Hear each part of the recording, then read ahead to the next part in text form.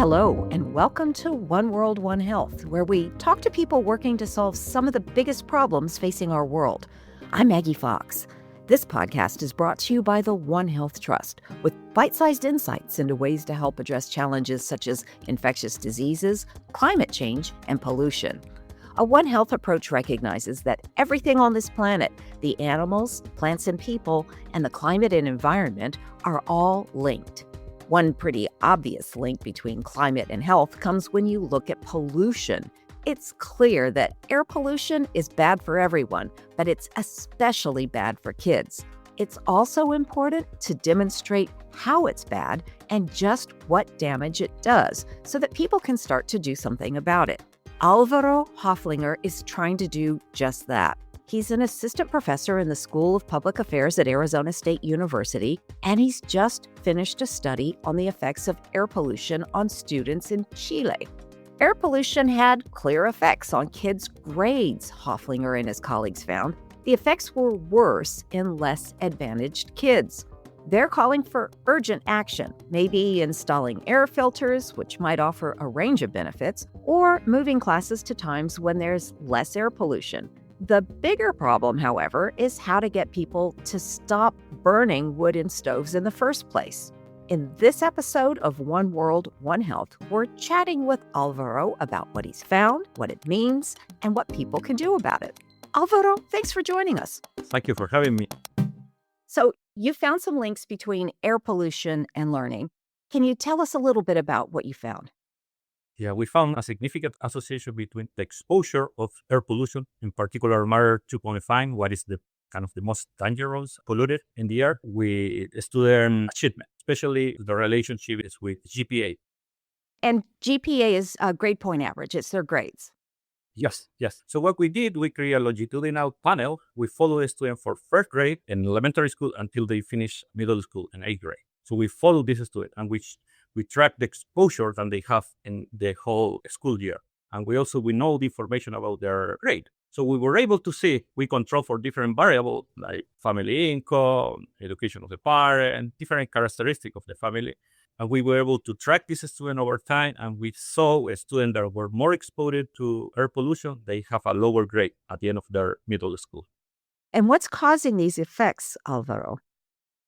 The main source of air pollution in the southern Chile is the use of wood burning stove. It's different than, for example, in big cities, right? So, for example, here in the United States or in Europe. But in Chile, it's the use of this kind of heater system that haven't changed in the last 100 years. People are still using that, mainly because traditionally have been more rural area. This area in Chile, in Patagonia, in southern Chile, people are used to use wood for heated system. Mainly because it's cheaper, easier to access. It's way cheaper than electricity, gas, or another more eco-friendly sources. So people keep using that, and this is really bad, especially in the winter. Also, it's related with the school year, because in Chile, the school year starts in March and finishes in December. And our winter is in June and July. So June and July is the worst part of the year, and this is the time that the student and the school. So they really have a lot of exposure to air pollution. And just to be clear, this is in the neighborhoods, the homes around the schools. This isn't in the school. It's not like the school's using a wood-burning stove. It's the house, right? So what we did, we measured the distance. We track a student that are close to air quality monitoring station in Chile. So we measure, for example, if the student live on 1 kilometer from the school, 2 kilometers, 3, we measure different distance. We know for sure the exposure of this student because we measure that. So a school, for the heating system, they must use gas or electricity. But in the house, mostly low-income students, they use wood burning stove because it's cheaper, as I say. I mean, high-income families, they have a variety of different options for heating system. So the pollution and learning, you wouldn't necessarily put those two things together. So how does pollution biologically affect how a child is doing in school? So the research found two different mechanisms to explain the relationship between air pollution and student achievement. The first one is that air pollution can affect a student cognitive abilities, right? So a little kid, a baby, is exposure to air pollution, and really they can have an effect on their cognitive development later on. So there's a group of studies that are focused on that. The second mechanism could be that kids get sick because they are exposed to the air quality is bad. So when they develop asthma, for example, and they miss class, I mean, they decrease their attendance to the school. And we found that the students are more exposed to air pollution. They have a lower attendance in the school. So if you don't go to the school, you're going to learn less, right? And therefore, your GPA is going to be lower at the end of the day. So there's two kind of mechanisms that can explain why air pollution can be connected with student achievement. Could it also be that poorer kids are just more likely to live in the polluted areas, and so there's a whole lot of other factors involved too?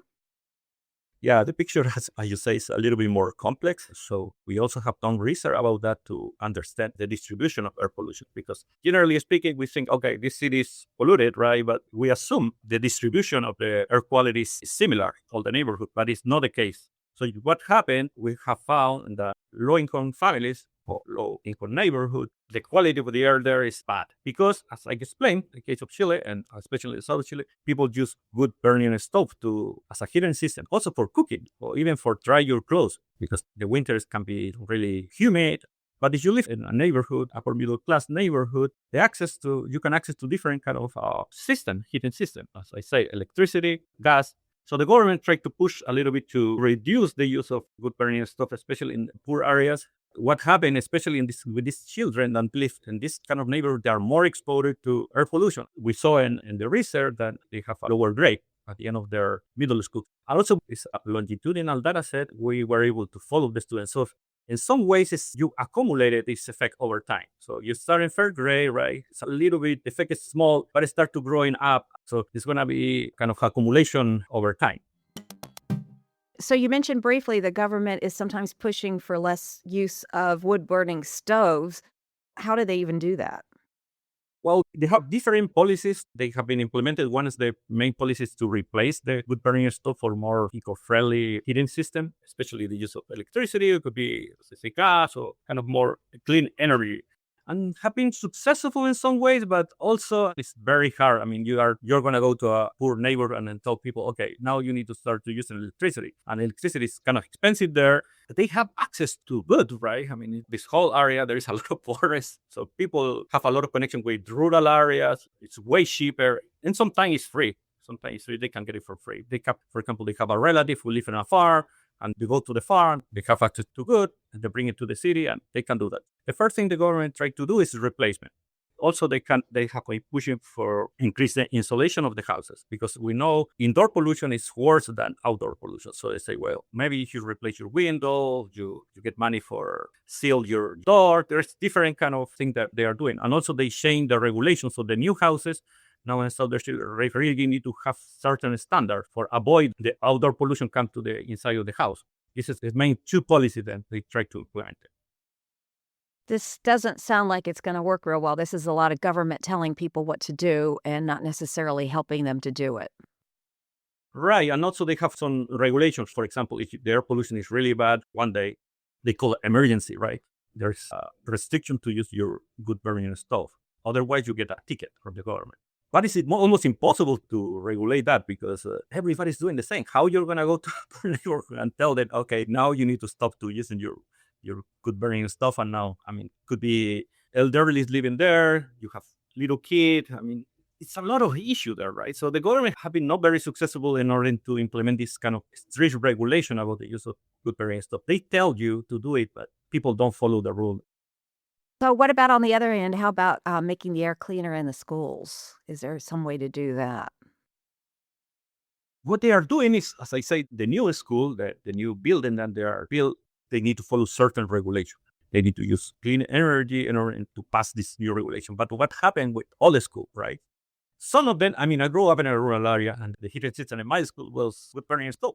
It's less now. It's way less now because the government is pushing for the use most electric system. Still, in some cases, they use it wood burning stove. What about air cleaners? Something like that, an air filter? Yeah, that could be another solution. But now most of the effort the government is trying to do is focus on reduce the emission of air pollution based on households. They are not that focused on the school. It's kind of a new discussion. And with this kind of research, we're trying to say, well, this is important too. I mean, it's not just the housing, we focus on individual, right? So this family need to replace their wood burning stuff for a different system. Also, the school need to be conscious about that, the exposure that the students have in the school. because as we know, based on the research, indoor pollution is worse than outdoor pollution. But for now, the discussion is more about this kind of policy focus in household. So why do you feel it's important to study these kinds of things in the global south in countries such as Chile instead of just in the richer countries where it might be a little easier to study it?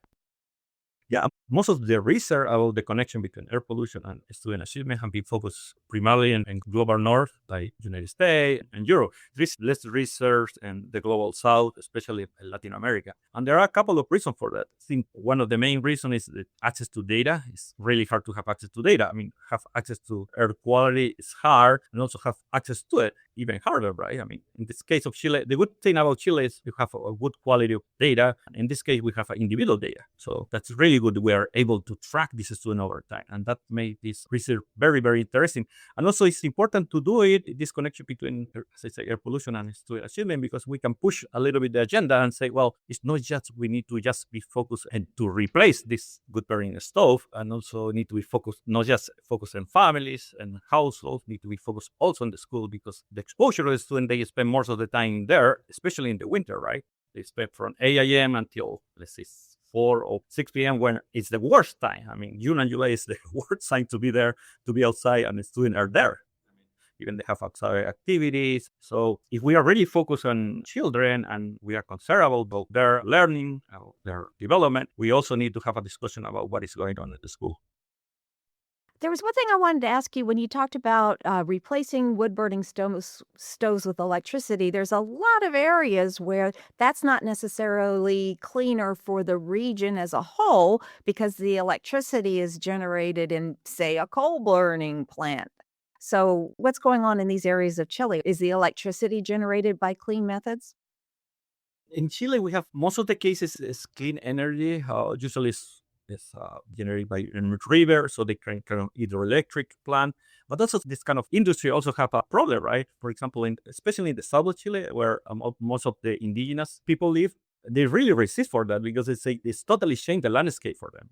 Company is gonna go there and they create all these hydroelectric, they really interfere in the ecosystem. So have been a lot of pushback from this private company. They can generate electricity based on that. What could be clean, but also have this kind of environmental impact, because you really need to intervene and especially in indigenous community where really I completely understand their point of view, because the mining sector can go there, these companies, and they try to make electricity based on they're going to create a dam. It's not that simple, right? So electricity could be an easy solution, but you really need to create more energy in Chile. And also there is a discussion about creating a nuclear plant. But as you know, Chile, we have a lot of earthquakes, so it's not a very good idea. You can create clean energy there for a couple of years, and then we have a big earthquake. Could be a big disaster too. So the question is how we can do that, right? How we can replace for more clean energy. So one of the proposals have been, okay, maybe the problem with the use of good burning stuff is that people just are using bad quality of good. The quality of the good is good. I mean, it's less humid. The humidity is lower than, I don't remember the point, like 5%. It's not that bad. So maybe that could be a solution too, but it's really hard to change the habit of people, right? I mean, as I say, I grew up in a rural area. My town, we have around 500 people, and everybody uses wood burning stuff. And it's a very traditional way to live. And it's very useful. I mean, it's cheap. It's a heating system. Also, you can cook there. You can dry your clothes. When we interview people, they say, well, yeah, you can give me electric system, but it's just not going to be enough for me because I also need to cook. Also need to dry my clothes. So there is a lot of kind of barrier to replace this kind of old system. During the 90s, I remember when I was a student there in the capital of my region, Temuco, it was way worse than now. And we can see now the trend over time, and the air pollution have been decreased significantly. But the point is, it was too bad, right? It was really, really bad. And now you are getting just bad. But it still is above the threshold to the World Health Organization or the standard that we have here in the United States. But this trend to move from to be really bad to bad, it wasn't that hard. I mean, take us 10 years. And now we really need to move to the threshold and to a better quality of the air. But it's really hard because, as I say, we have economic barrier, cultural barrier, kind of psychological barrier. And we really need to understand the problem and in order to push for a solution. Álvaro, thank you so much for coming on the podcast. Thank you so much, Maggie, for having me. Listeners, if you enjoyed this podcast, please share it.